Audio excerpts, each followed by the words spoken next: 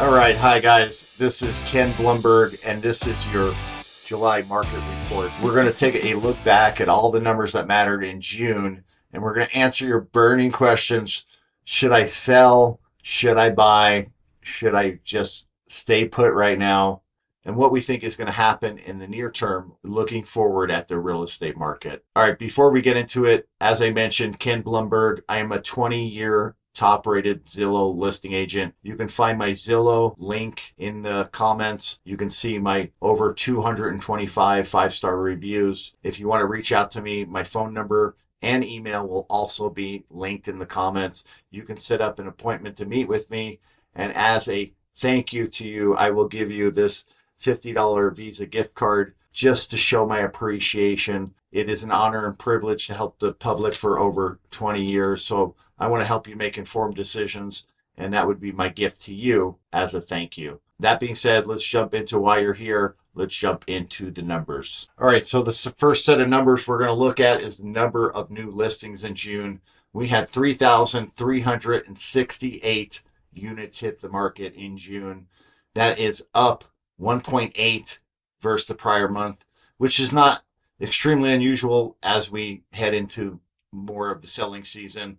And we are up 3.6% from the prior year. Just to give you a little historical context, that number is pretty low because the average number of listings around this time typically lands at about 38 to 4,000 homes a month, with some months reaching back to 2007 to 2010, with there being over 5,000 new listings a month. All right, next, looking back at June, the number of closes, we had 2,302 units close in the month of June, which is up 11.4% from the month prior and 18.3% from the year prior. So sellers, there might be a little relief right now, and we'll answer the question, will it last, at the end of the video.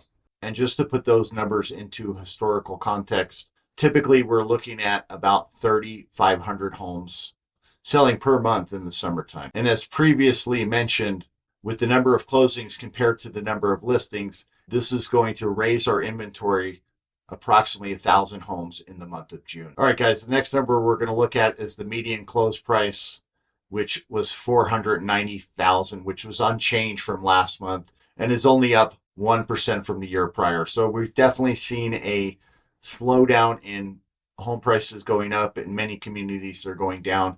I believe the reason that this number is still continuing to go up is because the higher end luxury market in Las Vegas is still fairly robust compared to the rest of the market in general. All right, next we have availability excluding offers. As you can see, the number of available homes without offers continues to rise. Last month, we had 7,147 units that were sitting on the market with no offer. That is up 5.4% from the month prior, and it's also up from the year prior at 2.2%. Next, for June, we have the effective months of inventory, where we sit at 3.1 months of inventory, which is actually a fairly balanced market, which almost feels strange after going through the fever pitch of historic low inventory during the pandemic years. So effective months of inventory is also down 5.4% from last month and down 13.6% year over year. And if you click subscribe, we will see if that holds moving into next month. As we see, we're getting more inventory coming to market than buyers are willing to absorb them.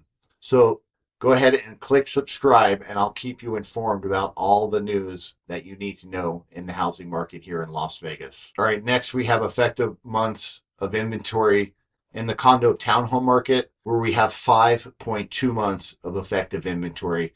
And I do think this is kind of the canary in the coal mine, because condos during the pandemic era were also at historic lows of inventory. And now we're actually flipping over where buyers have a fairly big advantage if they're buying a condo right now. In some markets, 5 months of supply would be considered a normal market, a balanced market. But in Las Vegas, I would say a historical average is typically about 3 months of inventory, even though supply and demand can swing wildly, because in the condo market, we had about 7 months of inventory about a year ago.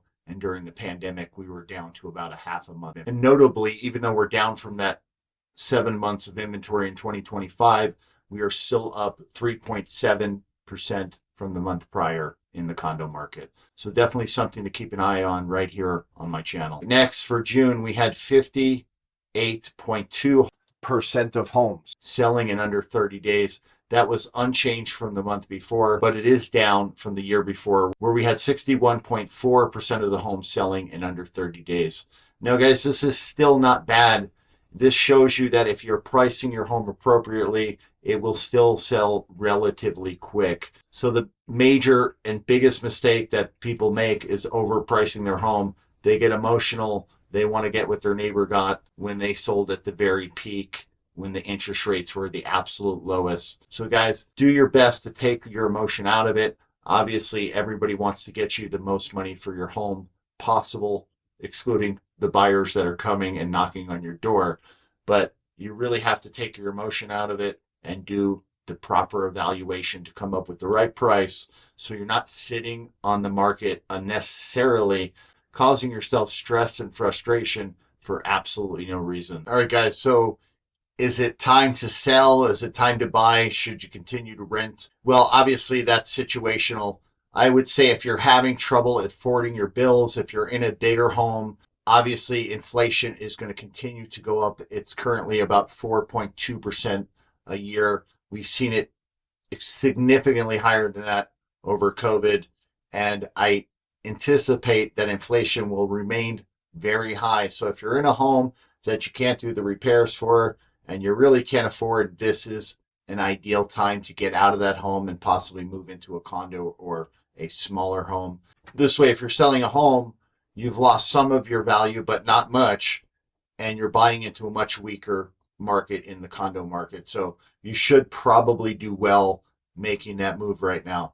If you're a seller and you're trying to get the absolute highest price, then you might want to consider waiting just a little bit. I do anticipate interest rates are going to come down and they are going to continue to print money, which will more than likely raise the value of your home at some point. This is not the absolute top.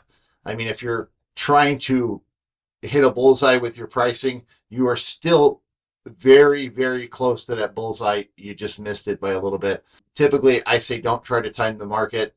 Just sell your home for what it's worth right now, because hopefully you're moving for reasons that are beyond the economy, and hopefully you're not experiencing a forced sale. Now, if you're looking to buy a home, this is a very good time to be aggressive. There are still a lot of sellers out there that have a lot of equity and that are getting impatient. And if you're buying a home, I would say it's not a terrible idea if you can afford it and you keep your debt fairly low and you don't buy the absolute maximum home you can afford unless you think your salary is going to go up. But there are some incredible deals that can be negotiated out there in this current market. And if you're not in a financial position to buy right now, that's not necessarily a bad thing. Stay out of debt, pay off student loans, try to improve your skills, and try to increase your income and hopefully save money and wait for a better entry point into the housing market. Because as you can see historically, from earnings to income, we are at a very, very dangerous point. We're actually at a higher point than we were at the beginning of the Great Financial Recession. However, the Federal Reserve and the government is way more likely to print money today than they were at that time. So it is really hard to say if these bubble levels can continue or if they are going to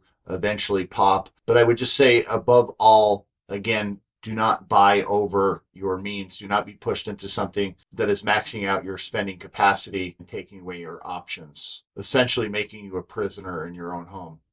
Because obviously, homeownership is a beautiful, wonderful thing.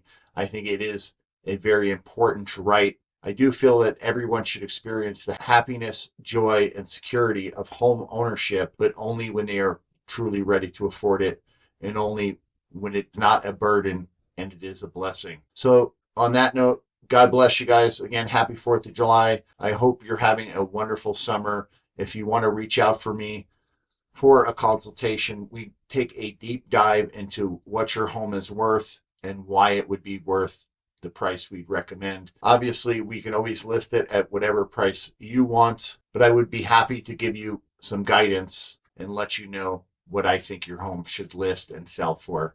And guys, remember, I'll give you this $50 gift card when we get together on our first visit. And again, thank you so much for watching. This is Ken Blumberg, your top-rated Zillow listing agent, serving the Las Vegas Valley for over 20 years. All right, guys, thanks. Subscribe, like the video, and I'll see you on the next one.